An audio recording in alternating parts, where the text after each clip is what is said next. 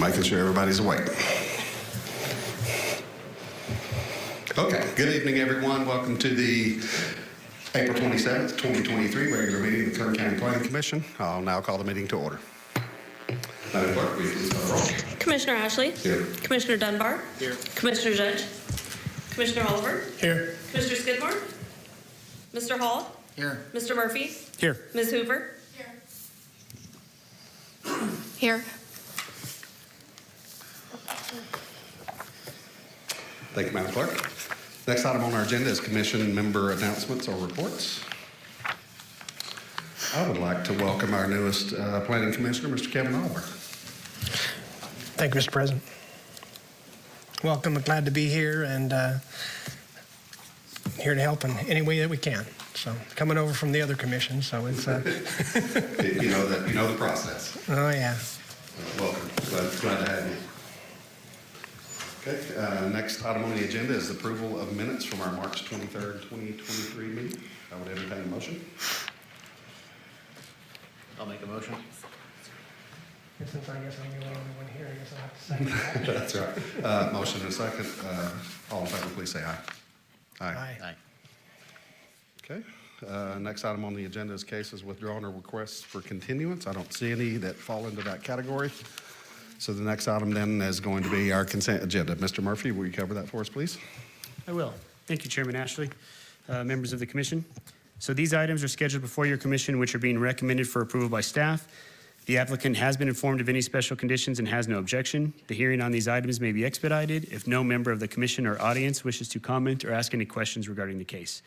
Right now we have 5 cases on the consent calendar, but I would notice that as I was reviewing the agenda, we have a few typos that I'd just like to clarify. The case order presented in the staff report is the order that is correct. However, the listing on these items under E, I just want to make sure we have some clarifications. The first item on the agenda is Garrett Ament. The second item is Sylvia Valdez. The third item is the True North Renewable Energy Project. The fourth item is the Blackwell's Land LLC project. And then the fifth item is the AT&T Mobility project. So I just wanted to make sure that we showed that. But again, the order that they are presented in the agenda is the order by which staff is identifying these cases. So again, at this moment, we have 5 cases on consent, although I do have a member of the audience that has requested to have one of the items pulled. So we are going to pull case number 3. That is the True North Renewable Energy LLC project, and we will consider that in its regular order. And I'm going to read the other items that staff is recommending stays on consent. So the first item on consent is CUP number 8, map 23122.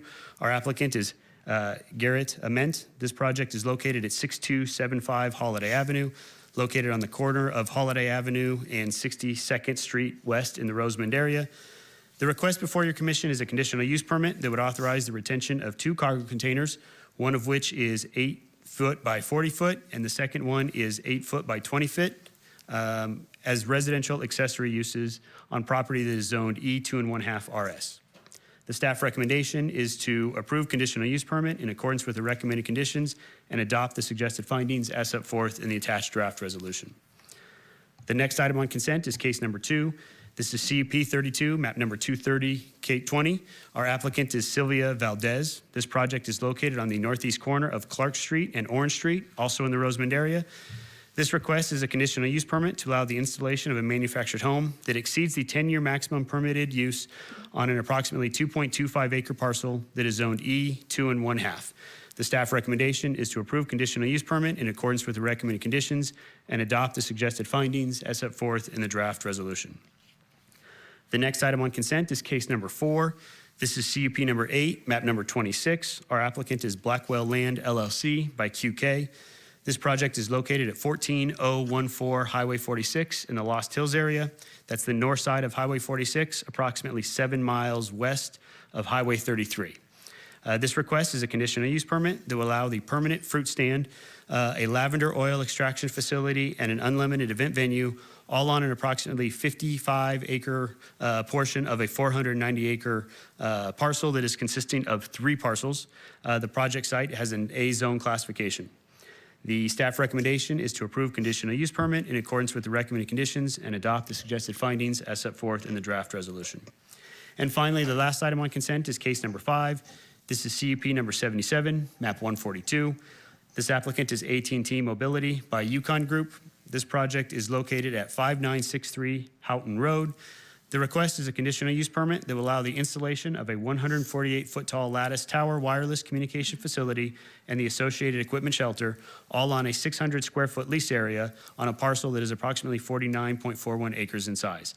The project site has an A-zone classification. The staff recommendation is to approve conditional use permit in accordance with the recommended conditions and adopt the suggested findings as set forth in the attached draft resolution. That completes the reading of the consent calendar. Thank you, Mr. Murphy.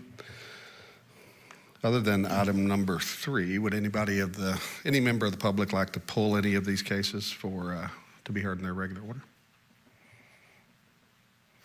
Okay, hearing none. Any commissioner would like to pull either of these cases to discuss further? Okay, hearing none, I would entertain a vote. Or a motion, I should say.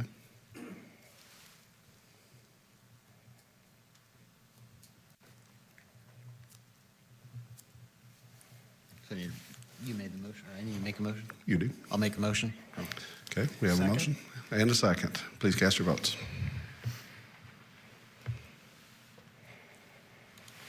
Three ayes, 2 absent. The motion carries. Thank you, Madam Clerk. Mr. Murphy, I believe a few of these have a right to appeal. Would you cover that, please? They do. Thank you, Mr. Chairman. Actually, all of these items have the right to appeal. For projects where the Planning Commission action is final, those actions are subject to appeal to the Board of Supervisors by any interested person, and no development proposed by any application may be authorized until after the final date of appeal.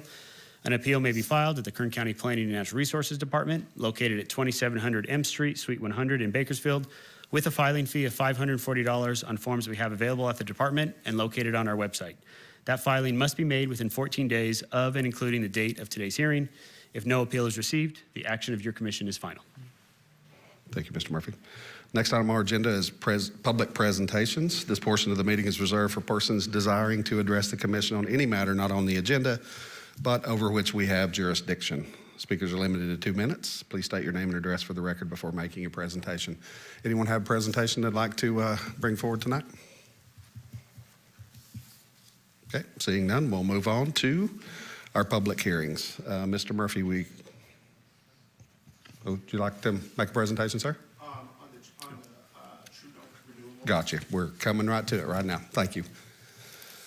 Okay, so we'll jump into the public hearings. Mr. Murphy, will you cover case number 3 for us, please?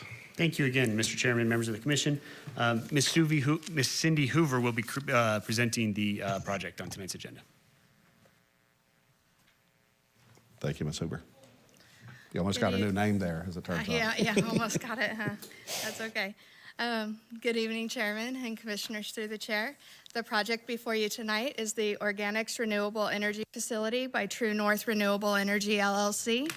I'd like to start by noting that you've been provided an addendum staff report that includes revisions to the conditions of approval, Exhibit A and Exhibit B. Is my mic on? Okay, thank you. The project proposes to construct and operate a facility that would utilize composting and high solids anaerobic digestion processes to produce renewable natural gas on approximately 117 acres, comprised of 6 separate parcels south of the community of Mojave at United Street and Silver Queen Road. Renewable natural gas produced by the project would be injected into the nearby Southern California Gas Company pipeline, which is located immediately west of the project site. If the natural gas is not able to be injected into SoCal Gas's pipeline, a new pipeline would be constructed along United Street, extending 2.5 miles to the north and connecting to either the PG&E pipeline or the Kinder Morgan pipeline at that location. Feedstocks for conversion would be procured from within nearby communities in Kern County and Los Angeles County. Will you put up the aerial, please? Thank you.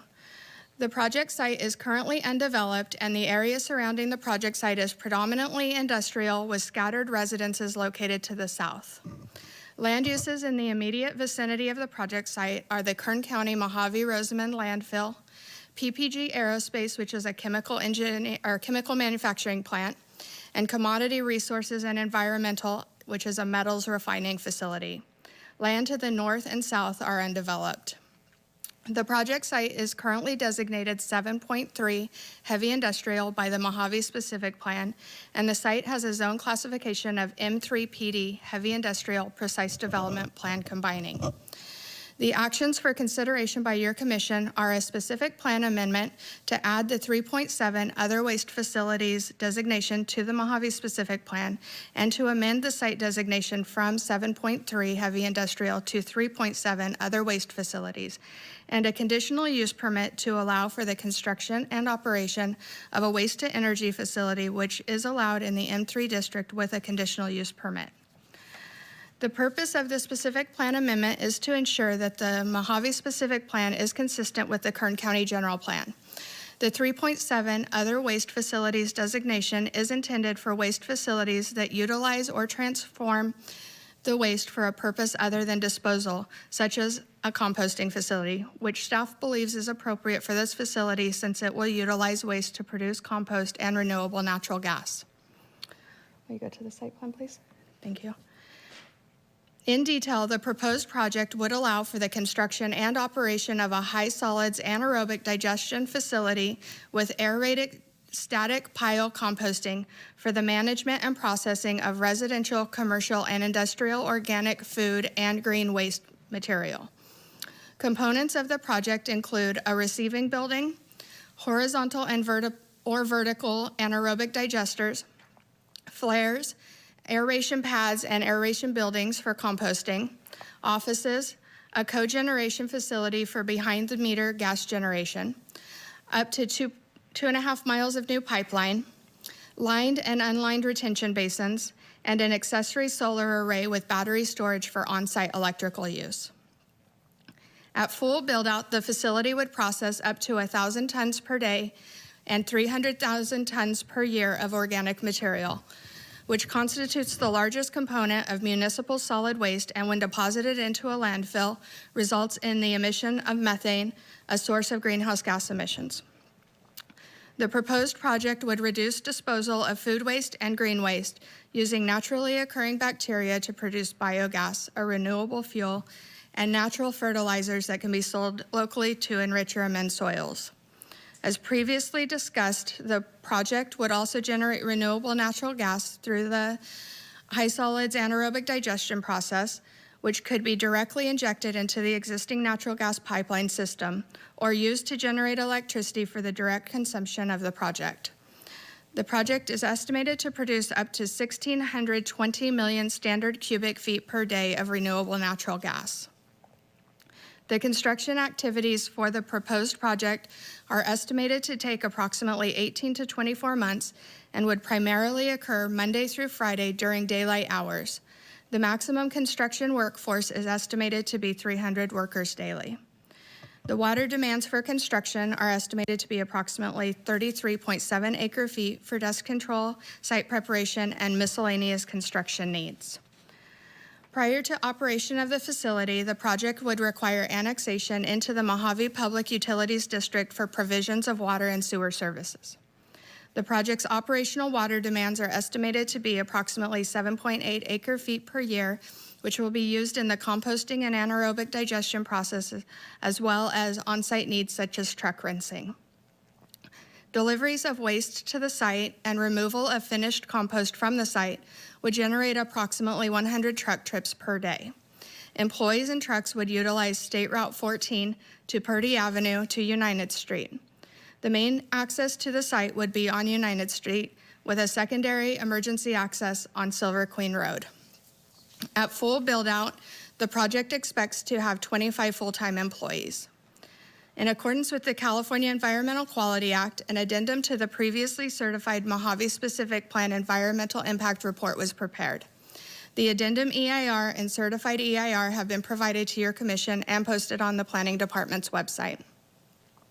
The certified EIR established that the adopted Mojave Specific Plan would result in significant and unavoidable impacts with regard to air quality and transportation and traffic impacts. All mitigation measures identified in the Mojave Specific Plan final EIR were incorporated into the adopted Mojave Specific Plan as goals, policies, and implementation measures. An excerpt from the Mojave-specific plan final EIR summarizing the identified mitigation measures is attached as Exhibit C in the staff report for your commission's reference. The mitigation measures that were incorporated into the adopted Mojave-specific plan would apply to the proposed project. In addition to the incorporated mitigation measures, staff recommends 78 conditions of approval to reduce project-specific potential impacts to the extent feasible. During the processing of the project, staff notified all affected agencies, county departments, and property owners within 1,000 feet of the project area. As a result of that notification, staff received comments from 7 state and local agencies. These comments have been attached to your staff report and are summarized with staff's responses on pages 13 through 16 of your staff report. All comments have been fully addressed through the incorporation of conditions of approval in the draft resolution attached to your staff reports. I'd specifically like to note that conditions have been included to require adherence to reporting procedures and payment provisions to account for and offset impacts to Kern County's waste diversion requirements. A condition has also been included that requires a payment of 75 cents per ton of material received from outside of the county to be contributed to the RenewBiz grant program, which assists qualified organizations with projects designed to redevelop and improve commercial and industrial districts within East Kern communities. It is anticipated projects' contributions to RenewBiz could be up to $225,000 per year. Staff appreciates the comments submitted and believes the CEQA requirements have been met and concerns have been addressed under the extent required by law, and that the proposed modified project has been sufficiently analyzed, mitigated for, and conditioned to ensure compatibility with adjacent and surrounding land uses. Staff has reviewed the project in its entirety and notes the following to support a recommendation for approval. The proposed project is sited in a location favorable to the development of the Organics Renewable Energy Facility due to the lack of urban development within the surrounding area. Additionally, the site is undeveloped and devoid of structures, and the surrounding area is characterized as rural with a mix of industrial land uses, including solar facilities, mining, chemical manufacturing, and the Mojave-Rosamond landfill. The existing zoning of the proposed project site is M3PD, heavy industrial precise development combining, which allows for the construction and operation of a waste-to-energy facility and composting and anaerobic digestion processes with the approval of a conditional use permit. However, the existing specific plan map code designation for the proposed project is 7.3, heavy industrial, and to provide consistency between the Kern County General Plan and the Mojave Specific Plan, the proposed project has requested a specific plan amendment to the text of the Mojave Specific Plan to add a 3.7 other waste facilities map code designation as identified in the Kern County General Plan, as well as amend the proposed project site to the same map code designation for both compatibility and consistency. Staff believes there is adequate justification to support the request for the conditional use permit, as the proposed project will create up to 300 temporary jobs for construction, and once operational, the proposed project will provide up to 25 permanent positions. The project would provide an estimated $20 to $25 million in property tax revenue over the life of the project. And this revenue will be used to provide essential services to county residents, such as infrastructure, fire, and law enforcement services. Other benefits include providing essential organics processing infrastructure and organic material diversions to conform to California's waste diversion regulations, including SB 1383, which established targets to achieve a 50% reduction in the level of statewide disposal of organic waste by 2020 and a 75% reduction by 2025. CalRecycle estimated that an additional 50 to 100 new facilities would be needed to achieve these targets, averaging 100,000 tons per year of diverted material. Therefore, the proposed project would assist California in achieving its climate goals of reducing greenhouse gas emissions and short-lived climate pollutants.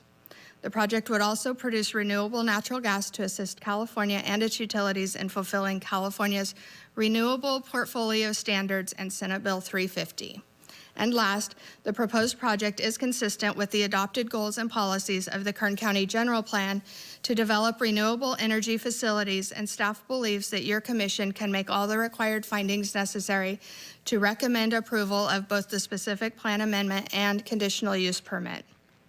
Therefore, the department recommendation for this project is to advise the Planning Commission to recommend the Board of Supervisors to adopt Section 15091 findings of fact and adopt a revised 15091 findings of fact, revised Section 15093 statement of overriding considerations, approve the specific plan amendment as recommended by staff, approve the conditional use permit subject to recommended revised conditions of approval, and adopt the suggested findings as set forth in the attached draft resolutions.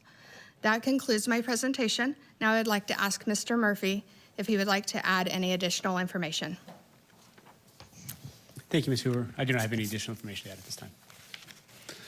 Thank you, Ms. Hoover and Mr. Murphy. Okay, now I'll open the public comment period. Sir, would you like to come forward and make your presentation? Pardon? I believe our applicant has a presentation before we open it up for all public Gotcha. comments. Gotcha. No, come on up. Please state your name and spell your last name for the record.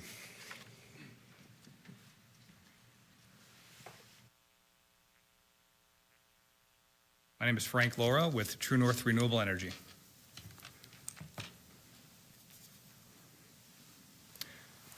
Were you going to load up the presentation, I believe, that we had?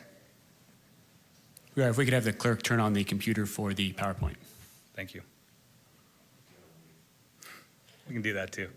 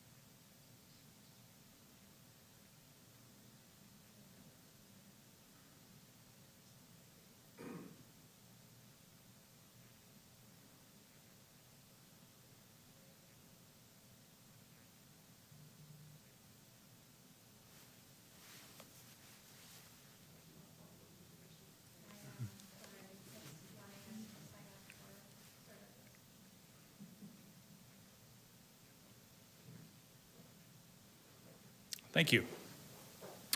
So once again, my name is Frank Laura with True North Renewable Energy. It's a pleasure to be in front of you here tonight speaking about what we hope you'll find to be a very excited project we're very excited about, and something that California certainly needs more of, as Ms. Hoover, when she talked about some of the drivers of this project. I'd really like to thank staff for all their help on this, Mr. Murphy, Ms. Hoover, and the remainder of the staff as well. They really were great support in helping us move this project along. And so if we can go to the next slide, we'll talk about the driver of this is Senate Bill 1383. This was passed back in 2016 by Governor Brown, really requiring organic diversion mandates from the landfill in support of California's climate goals. And so, as Ms. Hoover stated, the requirement for California to meet this legislation is to divert 50% of organic materials by 2020 and 75% by 2025. This creates a fairly large new infrastructure requirement for the state to meet these objectives. There's about 20 million tons per year of additional organics that need processing for California to meet this requirement, and about 250,000 tons per year here in Kern County. So this is why we're proposing this facility in front of you today. Next slide. When it comes to organic management, there's a lot of different, I think, types of technologies and facilities out there, many here in Kern County. We have the traditional chip and grind facilities, which go ahead and take wood material, grind them up for mulch. There's also, green waste composting, where, we put this material in a pile in a field and let Mother Nature, take its course. What we're proposing here is very much a very technologically advanced solution to organics management. These types of technology has been around Europe for the past 30 years. They've actually been introduced in California now. There's three operating facilities. This would be the fourth.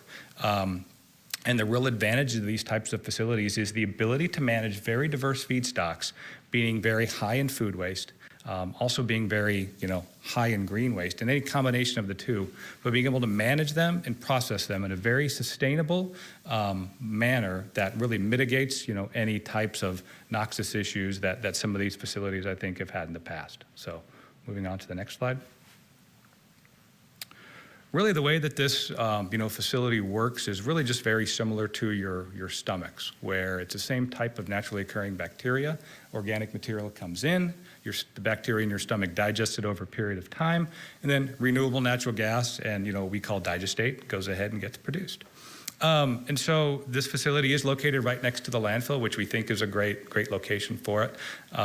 And we intend on hopefully starting construction the middle of next year. And then basically by 2026, this facility would be operational, ready to help California and Kern County meet its diversion goals. So next slide. Really just to walk you through this facility, you've got kind of a series of numbers. So you can see there, number 1, that's where the trucks would go ahead and enter in the facility. They're going to go ahead and cross the scales. We'll weigh them in, weigh them out in regards to some of the reporting requirements. Then they go into the very large receiving building that you see there, number 3. So as these trucks have the organic materials, this receiving building is fully enclosed. As they back up to it, we have quick open doors. So the doors will open up. These trucks will dump their materials inside the building. Then we'll go ahead and close them. So that's really kind of our first, line of defense against having any odor issues, is a fully enclosed, with air treatment as well, receiving building. From the receiving building, we'll go ahead and pre-process the material, shred it down to 2 inches minus. Then we'll go ahead and move it by a conveyor over to the anaerobic digestion process. That's where the material will spend roughly 3 weeks being turned into renewable natural gas or biogas at that point. We'll go ahead and take the biogas off the top, go ahead and clean it and process it to SoCal gas standards or PG&E standards, inject it in the pipeline. So then we can go ahead and, move that gas to the pipeline and some of the local residents as a renewable energy source. And then on the bottom of that, we'll go ahead and come the leftover residue, which is the digestate, as we call it. Kind of has the consistency of oatmeal. And in a fully enclosed building, we'll take that digestate, we'll blend it with some clean green material, and we'll go out to an aerated static pile composting operation. So as what this is, this occurs on a concrete pad. There's aerations in the bottom of that concrete pad. And as what we do is we actually draw and suck outside air through this composting pad through a biofilter before we go ahead and discharge it to atmosphere. So we're really very tightly controlling and engineering the composting process. So where traditional composting operations might take 3 months to produce a finished compost, we're going to produce that same quality product in a matter of 3 weeks, requiring less land use. We're going to monitor temperature and moisture and everything else. But more importantly, any sort of odoriferous compounds, we're going to go ahead and pull those out and capture them in the biofilters to go ahead and be a good neighbor and a good steward. So go ahead, next slide. I think a lot of these benefits have been mentioned, but we're going to invest here in Kern County in this facility roughly $150 million. We're going to create 25 permanent full-time green jobs, in addition to up to 300 jobs during construction.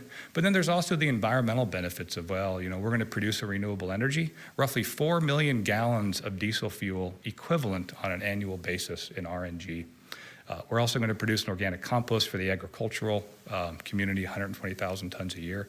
And we'll reduce pollutants, the equivalent of reducing, pulling 17,000 cars off the road in terms of reducing greenhouse gas emissions. And so this facility is actually carbon negative, meaning that it actually reduces more greenhouse gas emissions that go into the environment than it goes ahead and produces. So thereby, reducing global warming. So that's the end of my presentation. I'm happy to answer any questions that might arise. Thank you, Mr. Laurel. Okay, just hang tight. We may have questions for you. Okay. I appreciate it. Thank you. Okay, now we will open the public comment period. Anybody in the public like to speak on behalf of the project? Please come forward, sir, and state your name, spell your last name for the record.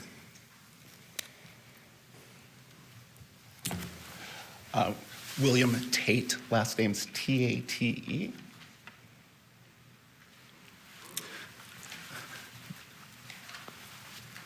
Good evening, commissioners and staff.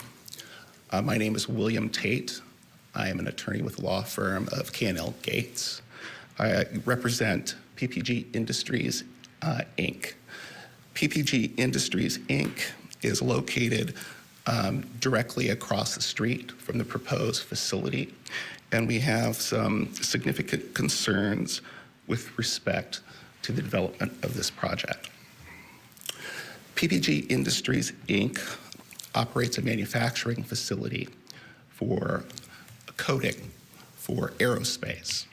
The coatings that PPG manufactures are used in some of the most advanced aircraft in the world. PPG employs 450 employees, and it is quite necessary that their manufacturing process, the delivery of their coatings, be done both on time, without defect, and without contamination. Our concern with respect to this project can really be broken down into two pieces: transportation and air quality. First, with respect to transportation, we're going to have a driveway developed that's almost directly across from our driveway. And that's just on the west side of United. We're going to have roughly, over 69 trips per day, processing over 1,000 tons of organics. We, as I mentioned, or I should say my client, employs 450 employees. Plus we have to accept deliveries and transport out end product from right across from this driveway. So we have some concerns with respect to our ability to keep the congestion down, keep product moving, and keep employees safe. The second general concern that we have is with respect to air quality. We have PPG hasn't at this point had to specially treat air in order to keep contaminants out of their coatings. We are concerned with respect to the increase in air contaminants resulting from this project, that it may contaminate our manufacturing of coatings, which are necessary for the military. Now, if one of the significant problems that we're having right now, though, is we really don't have enough information. The addendums that were associated with the EIR that should have been otherwise available online, that link was broken. We didn't get them until last week. And so we're still looking through, almost 2,000 pages of information. The second thing is, while we are requesting a deferral of approval for this project, what we would otherwise like to do is to get representatives from the aerobics development and Cindy Hoover, together with my Western Regional Environmental Manager, so they can perhaps talk through these issues and perhaps alleviate some concerns. But right now, we have more questions than answers that are associated with this. And finally, with respect to the review of the product that is online, overall, the concern that I have is that there is a conclusion in many instances that otherwise states that the development of this proposed site is consistent with adjacent uses. It may not be. It is consistent with the zoning, perhaps, or compatible with the zoning, but it didn't look like there was any analysis done whatsoever with respect to the actual use that was being made with respect to PPG Industries on the project. I think that's necessary in order to have really a complete EIR. And we would request a period of time to otherwise make sure that our concerns are addressed. Thank you, Mr. Tate. There are other parties that would like to speak on behalf of the project?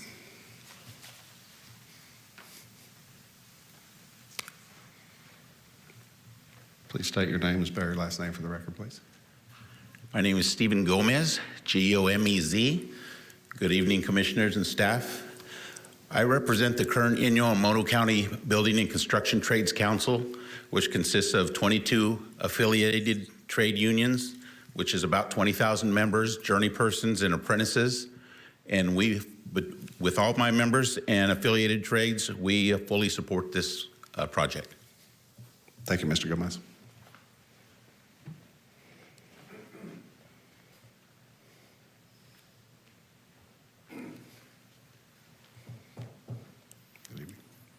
Good evening, commissioners, staff.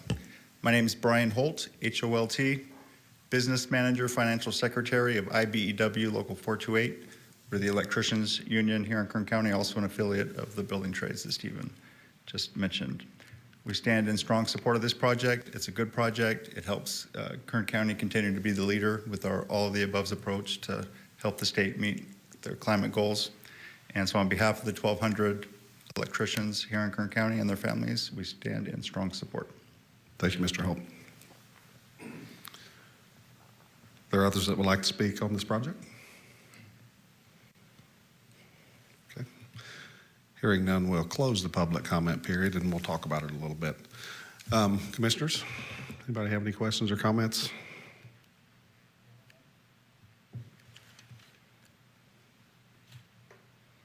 Go for it. When was the PPG facility? When was it implemented or built?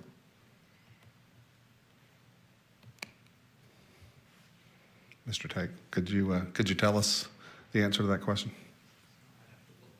We'll wait a second if we need to. Other questions or comments while we're waiting? Mr. Chairman, if you don't mind, I don't mind providing some responses to some of the comments just to kind of provide some contextual information for your commission's consideration tonight. Thank you, Mr. Murphy. We'd love to hear your perspective. First, just touching base regarding the concern regarding traffic. We did do a traffic analysis. The project proponent is going to be required to improve both United Street and then also Silver Queen to a standard as determined by our Kern County Public Works Department. We do have a representative here if we need to have any discussion on the exact location of the access. At this particular point in time, when we looked at where that proposed access was, it did not jump out as a concern regarding the number of trips that would be generated with the compatibility of the project across the street. But again, the project proponent is required to improve those roads to a level to account for their project as it enters and exits the facility. In addition, I can tell you that we had follow-up conversations with Caltrans. While United is not a Caltrans road, Caltrans did not have any concerns regarding the overall number of trips generated as to require any offset or any mitigation associated with roadways that they control as they come to and from this facility. Regarding concerns related to air quality, I can say that Mr. Tate was a little more specific in his comments regarding traffic. Regarding what the concerns are with air quality, we still don't quite know. I would note that we did not get any correspondence from our adjacent property owner initially as to any of their concerns, so we weren't able to adequately respond to any of those. But I can say that from a permitting perspective, this project is required to obtain any appropriate permits from Eastern Kern Air Pollution Control District. In addition, the Environmental Health Department with the county will provide the oversight along with the local enforcement agency as to how any stockpiled materials are kept so as to make sure that they're not generating blowing dust and things that leave the site. Again, regarding the comments, I'm not sure if Mr. Tate is concerned or his clients are concerned with blowing dust or just general emissions generated from this project, just concerns about air quality. It's a little vague to provide a specific response as to how they're all addressed. I can just let you know that the Air District and Environmental Health both oversee and manage that aspect of it. We also had an environmental analysis in terms of the air quality study, and the emissions that are generated associated with this project all fall below the required and adopted thresholds. So from that perspective, while there are emissions that are generated, they fall below the significant thresholds from a CEQA perspective, as presented in the analysis that was done in the air quality study. Regarding the cell site itself, this request is a conditional use permit. So Mr. Tate is absolutely correct in terms of while the use is allowed in this zone district, you do have to make the compatibility findings with all properties around the site, everything that kind of goes along with that. Staff believes that we have done that as part of our staff report. A lot of times in the environmental impact analysis that is done, that is a component of it. But that analysis is also geared more towards what are the specific impacts from an environmental perspective. A lot of times our staff report and the findings that we've identified in the staff report is kind of where that analysis and compatibility with surrounding uses gets discussed and looked at a little more closely. With that being said, we do have that requirement. This project is located on the highest level of industrial uses that the county has. So, as part of that consideration is, it's not an M1 zone, it's not an M2 zone, it is a heavy industrials designation. And so from that perspective, we do believe it's important, but again, it is requiring a conditional use permit. So that is where those findings need to be made. I guess the other part I would also add is the request to change the map code and include the 3.7 map code designation. In our adopted general plan, we have that designation that we utilize for other waste facilities. When the specific plan for this area was done, that map code just wasn't incorporated in it. So I guess the only thing I point out to your commission is the request to include that language within the specific plan and then give this a map code 3.7 designation really just revolves around what we've done consistently in the county. But when the specific plan was adopted, it was not incorporated in there, which is the need for the general plan amendment text changes to the specific plan to include that specific use in the document as well. So again, I wanted to provide just that overall context regarding the project. Tonight's action is a recommendation. This project does include general plan amendments, so any decision you would make does go to the Board of Supervisors for final consideration. If your commission believes you can make the findings, we'd be happy to have you move forward tonight.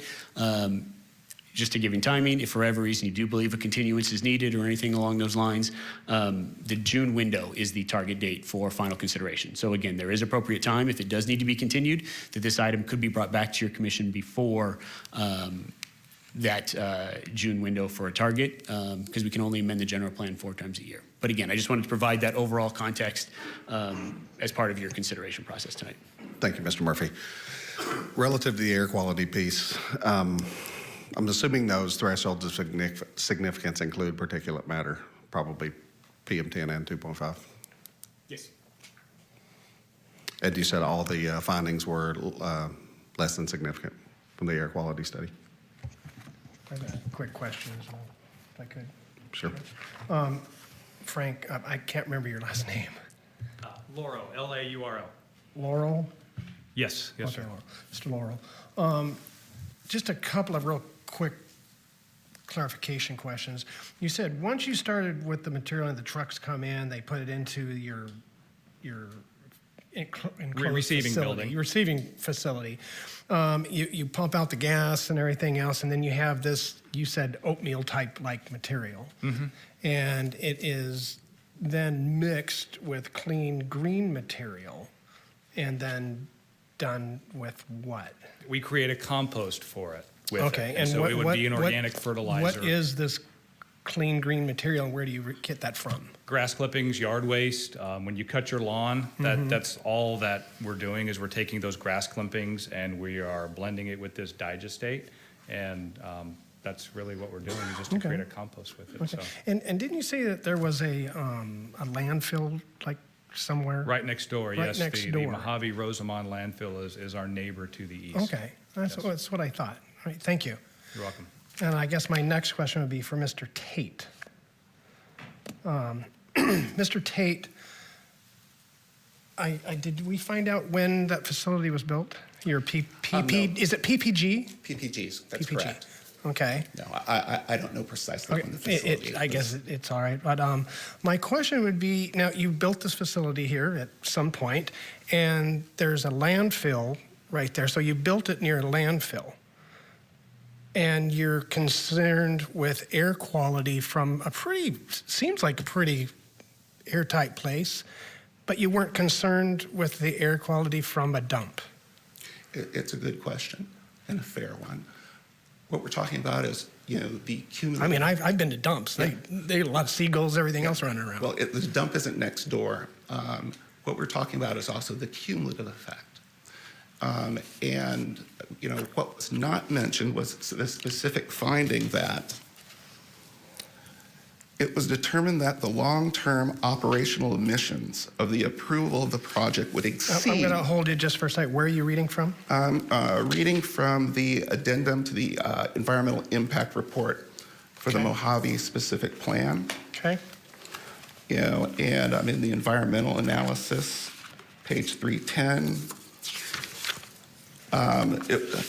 If adopted, the criteria pollutant thresholds, even with the implementations of mitigation measures, would therefore would be exceeded and therefore be a significant and unavoidable impact. All right.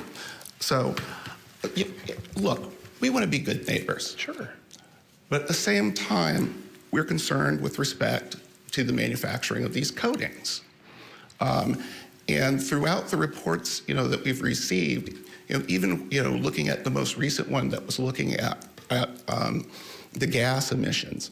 The gas emissions are, I think the threshold is, a 25, and the calculation is 23, so it's not considered to be significant because it almost doesn't get there. You have to look at the cumulative effect. What I am asking for is not a definitive no. What I'm asking for is a deferral of this decision to give time for, the experts with, True North, with, talking with Cindy Hoover, and along with my Western Regional Environmental Manager, and see, if these environmental issues can otherwise, be alleviated or are not, or for some reason are not problematic. But right now, we're not at that place. Right now, I've just really received, all the documentation necessary, to do a true analysis. It wasn't otherwise, completely available. What we're really asking for is just a little time so that all the diligence can be done, and the parties can hopefully come to some amicable agreement. All right. Thank you for addressing.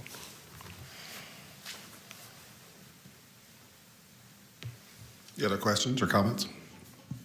Mr. Murphy, this is kind of rhetorical here, I guess, but I'm sure you guys looked at CUME as part of the ER relative to the air quality standards.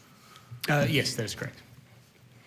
And relative to the traffic, do our county regulations, would that be up to and including turning lanes and things like that might alleviate congestion? Chairman Ashley, I think I would ask Mr. Paul Candelaria to come and provide, I'll summarize and he can correct me if I'm misspoken on any of this, but the conditions that they believe were necessary were related to the overall reconstruction of the roadways and things along those lines, specifically to make sure that the roadway has the ability to handle the trucks, appropriate width, everything along those lines.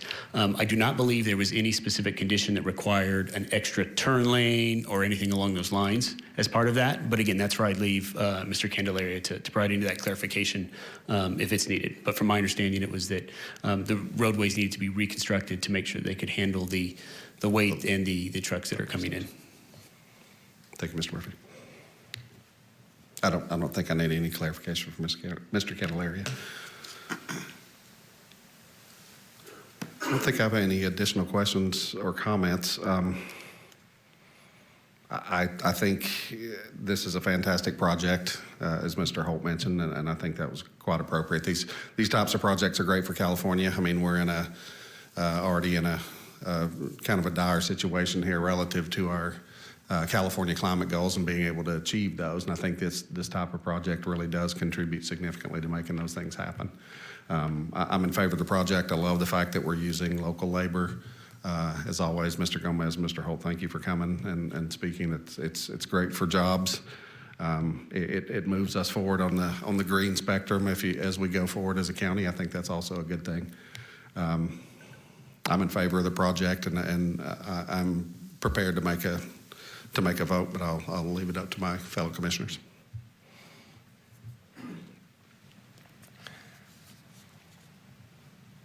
Mr. President, I'll go ahead and make a motion that, because I believe that California does need a lot of this as well. So I'm in lockstep with you in regards to, I'm in support of this. When I read through it, I did have a couple of questions. I think they have addressed these, my concerns in regards to that, and I'm ready to make a motion to go ahead and for approval. Mr. Chairman, real quick, before you guys conclude and go through with your voting, I just wanted to provide on the record, today's action is a recommendation, it is advisory. With that being said, staff will absolutely reach out to Mr. Tate. By no means does any decision tonight negate any of that aspect of it. We understand we have a neighbor that is concerned. Staff is absolutely happy to provide our comments. We will be happy to review any information they want to provide to us. Again, you will have a recommendation tonight. That doesn't mean that throughout the course of between now and if it goes forward to the board, there can't be slight tweaks or anything along those lines based on this ongoing consultation. So again, I wanted for Mr. Tate's benefit, have that understanding that, again, any decision tonight is by no means whether you recommend a continuance or approval or anything. Staff will absolutely be reaching out and continuing our coordination with him so that as additional information is presented, that can be looked at and evaluated. And I'll go ahead and now modify my motion to go ahead and just say that, I make a motion to move this towards approval with the condition that our staff does reach out to PPG and stuff and try to be a good neighbor and working with them. And some of your concerns. I second Mr. Oliver's comments, and I think both companies are valuable to our county, and I think he made the motion, and I'll second. We have a motion and a second. Please cast your votes.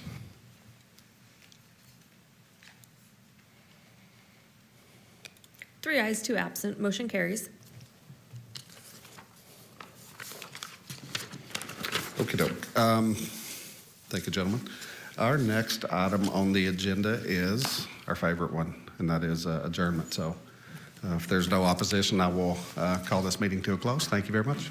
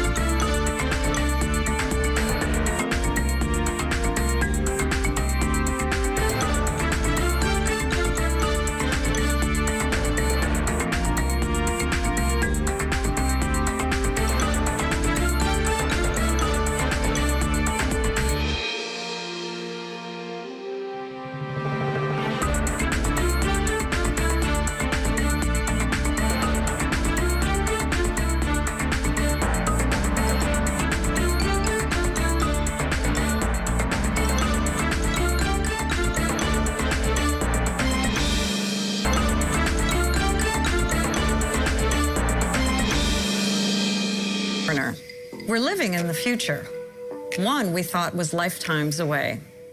It's part of a new revolution, the Internet of Things.